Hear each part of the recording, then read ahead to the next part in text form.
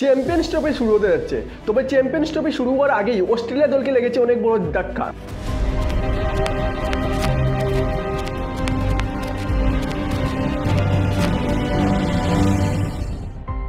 আমরা জানি যে কোনো আইসিসি ইভেন্টস হয়ে যাক, অস্ট্রেলিয়া দলের বোলিং অ্যাটাক বিশ্ব ক্রিকেটে একদম অন্যতম।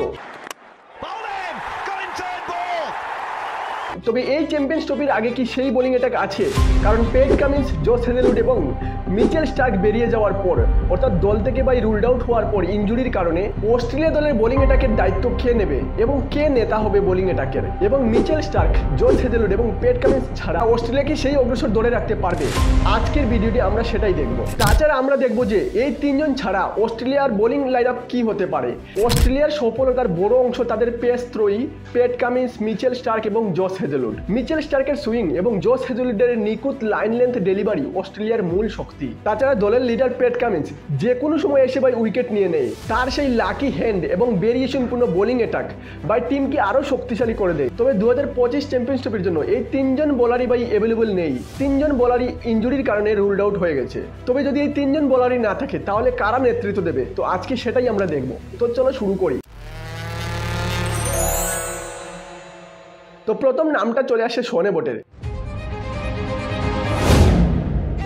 যদিও শন অ্যাবট এতটা ওডিআই ম্যাচও খেলেনি এবং এতটা এক্সপিরিয়েন্সও নেই, তবে যদিও মেইন বোলাররা উপস্থিত না থাকায় শন অ্যাবট একজন গুরুত্বপূর্ণ বোলার হিসেবে প্রমাণিত হতে পারেন। তবে যদিও প্রথম দিকে এতটা ঘাতক না হলেও মিডল ওভারে ভালো ইকোনমি সহ বোলিং করতে পারে। তাছাড়া 150+ কিমি পার আওয়ার এত পেস নেই এবং মিচেল স্টার্কের মতো এতটা ভয়ঙ্কর নয়। তবে কিছুটা ব্যাটিং করার স্কিল আছে, যা দলকে বোলিং এর পাশাপাশি ব্যাটিং করেও একটু বাড়তি সুবিধা দিতে পারে। তাহলে আমরা যদি শন অ্যাবটের ওডিআই স্টেটটা দেখে নেই, তাহলে আমরা দেখতে পাচ্ছি যে মোট 28টি ম্যাচ খেলেছে এবং 33টি উইকেট নিয়েছে। তো ইন্টারন্যাশনাল ছাড়া ডোমেস্টিকে খুব ভালো রেকর্ড আছে। আমরা দেখেছি যে লিস্ট এতে 97টি ম্যাচ খেলেছে এবং 143টি উইকেট নিয়েছে। তারপর দ্বিতীয় নম্বরে যে নামটা আসছে সে হচ্ছে নাথন এলিস। নাথন এলিস প্রথম থেকেই স্কোয়াডের মধ্যে ছিল। যখন অস্ট্রেলিয়া চ্যাম্পিয়ন্স ট্রফির জন্য স্কোয়াড রিলিজ করেছিল তখন থেকেই এই নামটা আছে। যদিও মিচেল স্টার্ক, হেজেলউড এবং পেট কামিন্স যদি টিমের মধ্যে খেলতো এবং ফিট থাকতো তাহলে নাথন এলিস মনে হয় না একটা ম্যাচও চান্স পেত, কিন্তু এরা না থাকায় এখন প্রত্যেকটি ম্যাচেই চান্স পাবে। নাথন এলিসও এতটা ওডিআই ম্যাচ খেলেনি, সে মূলত টি20 ফরম্যাটই খেলে। আর নাথন এলিসের যদি আমরা স্কিলটা দেখে নিই, অর্থাৎ কি ধরনের বোলিং করে, তো নাথন এলিস মূলত স্লোয়ার, কাটার এবং ইয়র্কারই বল ডালে। তাছাড়া বোলিংয়ে বিভিন্ন ভেরিয়েশনও আনতে পারে এবং ডেথ ওভারে ভালো এক্সিকিউশন করতে পারে। যদিও একজন টি20 বোলার এতটা প্রবলেম হয় না, কারণ মূলত 4 ওভার ডালতে হয়। যদিও নাথন এলিস মূলত টি20 বোলার এবং ওডিআইতে তেমন একটা বেশি কিছু করতে পারেনি এবং বেশি ম্যাচ খেলেও নি, তবে ওডিআই এর ক্ষেত্রে সম্পূর্ণ আলাদা। এবং আমরা দেখেছি যে জস হেজেলউড কিভাবে লাইন লেন্থ বোলিং করে, তবে নাথন এলিসের ক্ষেত্রে সেটা সম্পূর্ণ আলাদা। নাথন এলিস জস হেজেলউডের মতো এতটা লাইন লেন্থে কন্ট্রোল নেই, আর তোমরা সেটা তার ওডিআই স্টেট দেখলেই বুঝতে পারবে। নাথন এলিস এখন পর্যন্ত 9টি ওডিআই ম্যাচ খেলেছে এবং 12টি উইকেট তুলে নিয়েছে। তাছাড়া ডোমেস্টিকেও এতটা ম্যাচও খেলেনি, তাছাড়া এত এক্সপিরিয়েন্সও নেই। ডোমেস্টিকেও এতটা রেকর্ড নেই। লিস্ট এতে এখন পর্যন্ত 28টি ম্যাচ খেলেছে এবং 40টি উইকেট নিয়েছে। সেক্ষেত্রে তার জন্য একটু চ্যালেঞ্জিং হয়ে যাবে যে টি20 ফরম্যাট থেকে এসে ওডিআই ফরম্যাটে কিভাবে বোলিং করবে। তো 3 নম্বরে যে বোলারটার নাম বলছি সে হচ্ছে স্পেন্সার জনসন।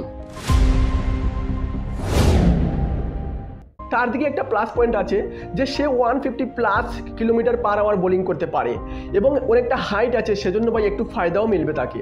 তাছাড়া যদিও এক্সপিরিয়েন্স এত নেই, তবে স্টার্কের মতো ইন সুইং এবং আউট সুইং বল ডালতে পারে। তবে যেটা আমরা বললাম যে এতটা অভিজ্ঞতা নেই, সেজন্য বড় ম্যাচের চাপ সামলাতে পারবে কিনা সেটা সন্দেহ আছে। যদিও আমরা একটা জিনিস জানি যে অস্ট্রেলিয়ার জন্য কোনো বড় প্লেয়ারের প্রয়োজন হয় না, যে কোনো প্লেয়ার গিয়ে যে কোনো ম্যাচে ভালো প্রদর্শন করে দেয় এবং সেখান থেকে নিঃসন্দেহে ম্যাচও জিতে নেয় এবং সেটা কারো বোঝাও মুশকিল হয়ে যাবে। তো এবার যদি আমরা স্পেন্সার জনসনের ওডিআই স্টেটটা দেখে নিই, তাহলে দেখতে পাচ্ছি যে এতটা ম্যাচও খেলেনি।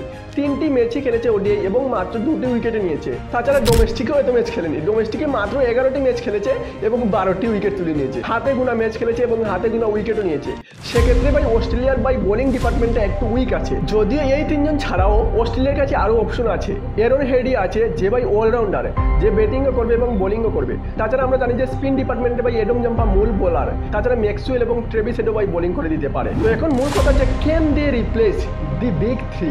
তো দেখো, অভিজ্ঞতা এবং ম্যাচ উইনিং দক্ষতার দিক দিয়ে পেট কামিন্স, মিচেল স্টার্ক এবং জস হেজেলউডের মতো ত্রয়ী তৈরি করা কঠিন এবং তাদের রিপ্লেস করা অসম্ভব। কারণ আমরা দেখেছি যে মিচেল স্টার্ক কিভাবে পাওয়ার প্লেতে সুইং বোলিং করে, তাছাড়া জস হেজেলউড মিডল অর্ডারে কিভাবে বোলিং করে এবং ডেথ ওভারে কিভাবে ইকোনমিপূর্ণ একদম রান কম খরচ করে কিভাবে বোলিং করে এবং উইকেটও তুলে নেয়। তাছাড়া পেট কামিন্সকে কি করে বলবে, লাকি হ্যান্ড। যখন উইকেটের দরকার উইকেট নিয়ে নেয়। তাছাড়া যখন ব্যাটিংয়ে তাবড়তোড় ব্যাটিংয়ের দরকার তখন সে ব্যাটিংও করে দেয়।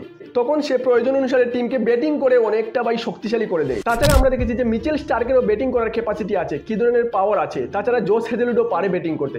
তো তাদের না হয় ব্যাটিং করার ক্ষমতা আমরা ছেড়েও দিলাম, তবুও এই ধরনের bowling attack, combined bowling attack তৈরি করা খুব কঠিন হয়ে যাবে অস্ট্রেলিয়ার জন্য। তবে এই তিনজনের অনুপস্থিতিতে শন এবট, নাথন এলিস এবং স্পেন্সার জনসন দলকে সামলানোর চেষ্টা করবে এবং পুরোপুরি না হলেও পরিস্থিতি অনুযায়ী কিছুটা ভূমিকা পালন করতে পারে। তো তোমাদের মতে কে হতে পারে অস্ট্রেলিয়ার প্রধান বোলিং নেতা এবং এই নতুন পেসাররা কি অস্ট্রেলিয়ার জন্য চ্যাম্পিয়ন ট্রফিতে কার্যকরী হবে?